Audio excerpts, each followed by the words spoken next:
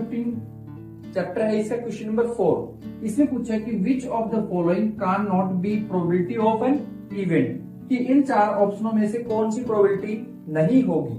तो यहाँ पर मैं पहले आपको थोड़ा क्लियर करता हूं कि प्रोबेबिलिटी के लिए कंडीशंस क्या क्या हैं। ठीक है, तो प्रोबेबिलिटी के अंदर कभी भी जो न्यूमरेटर होगा वो हमेशा लेस देन होगा डिनोमिनेटर से, या फिर उसके इक्वल भी हो सकता है। जैसे मान लो कि 2/3 दे दिया, तो यहाँ पर न्यूमरेटर कौन है, 2 है, डिनोमिनेटर कौन है, 3। तो यहाँ पर नीचे वाला बड़ा है, ऊपर वाला छोटा, इसका मतलब ये प्रोबेबिलिटी है। लेकिन वही अगर ऐसा दे दें 4/3, अब देखो न्यूमरेटर क्या हो गया बड़ा और डिनोमिनेटर क्या हो गया छोटा, तो ये वैलिड नहीं है। ठीक है, या फिर ऐसे दे दे मान लो 2/2, दोनों कैंसिल हुए, क्या आ गया 1, तो ये भी वैलिड है। तो ये बात क्लियर होगी कि न्यूमरेटर हमेशा डिनोमिनेटर से या तो इक्वल होगा या फिर छोटा होगा। दूसरा पॉइंट, नो नेगेटिव, कभी भी नेगेटिव नहीं होना चाहिए। ये देखो नेगेटिव दे रखा है, ये नहीं होना चाहिए। मतलब जैसे -5 ये नहीं होता, जैसे -7 ये भी नहीं होता। ओके, उसके बाद 15%, तो याद रखना परसेंटेज में हमेशा 100% से लेस होना चाहिए, 100% से लेस होना चाहिए। जैसे मान लो ये 75% है, तो इसको आप क्या लिख सकते हो, इसको लिखते हो 75/100, तो ये बन जाएगा 0.75।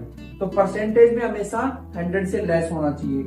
फिर ये 15 होगा, फिर 0.7, तो ये देखो हमेशा 1 से लेस होना चाहिए। किससे लेस, लेस देन 1। अगर मान लो आपको प्रोबेबिलिटी बोलते 2, तो इसका मतलब 2 नहीं हो सकता, क्योंकि 1 से बड़ी प्रोबेबिलिटी होती ही नहीं। यहाँ पर ये हमेशा लाई करती है क्या, प्रोबेबिलिटी जो होती है ये 0 से बड़ी या 0 के इक्वल, और इधर 1 से बड़ी या 1 के इक्वल, सिर्फ इस कंडीशन को लाई करती है। ओके, वहीं पर दोबारा रिपीट करता हूं इन बातों को, न्यूमरेटर डिनोमिनेटर के या छोटा होगा या इक्वल होगा। यहां पर नेगेटिव नहीं होना चाहिए कभी भी, और 75% ये वाला जो इसमें लेस देन होना चाहिए 100 से। ठीक है, परसेंटेज चलेगा, लेकिन ऐसा नहीं कि 300% कर दिया, ये नहीं वैलिड होगा। लेस देन 1 होना चाहिए, मतलब 1 से हमेशा छोटी वैल्यू, भले पॉइंटों में डेसिमल में कोई दिक्कत नहीं है। यहां पर इसकी कंडीशन होती है कि 0 के इक्वल या ग्रेटर, और 1 से हमेशा छोटी होगी या उसके इक्वल होगी। ओके, तो इस तरीके से कंडीशन होती है। यहाँ पर अपना ऑप्शन बी जो है इसका आंसर रहेगा, क्योंकि ये प्रोबेबिलिटी नहीं हो सकती। 2 कंडीशन है, नेगेटिव है इस वजह से भी नहीं है, और 1.5 है, मतलब 1 से बड़ी वैल्यू चली गई। अगर नेगेटिव ना होता, यहाँ पर 1.5 होता ना ओनली, तब भी आंसर नहीं होता। आई होप ये सही से क्लियर हुआ होगा। नाउ देखते हैं क्वेश्चन नंबर 5 जो है उसको।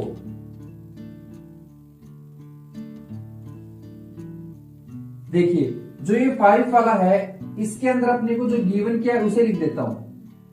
क्या गिवन किया है, यहां पर गिवन किया है कि प्रोबेबिलिटी जो है वो आपकी 0.05 है, और टू फाइंड, हमें क्या फाइंड करना है, हमें फाइंड करना है ये वाला, मतलब प्रोबेबिलिटी नॉट फाइंड करना है। तो इसके ऊपर मैंने बार लगा दिया।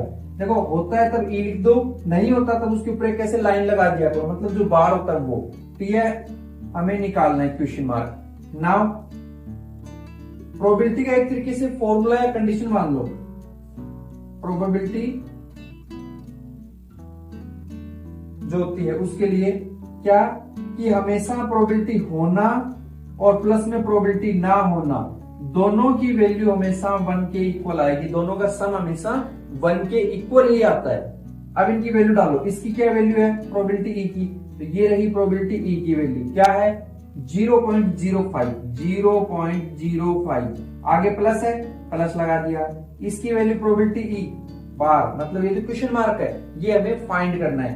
तो इसे मैं एज इट इज लिख देता हूं, इक्वल टू ये 1 चल रहा है 1 लिख दिया। अब देखो 0.05 ये उधर जाए तो इधर प्लस का, उधर जाके माइनस का। ओके, तो ये लिख दिया प्रोबेबिलिटी ई बार, ये लिख दिया 1 माइनस 0.05।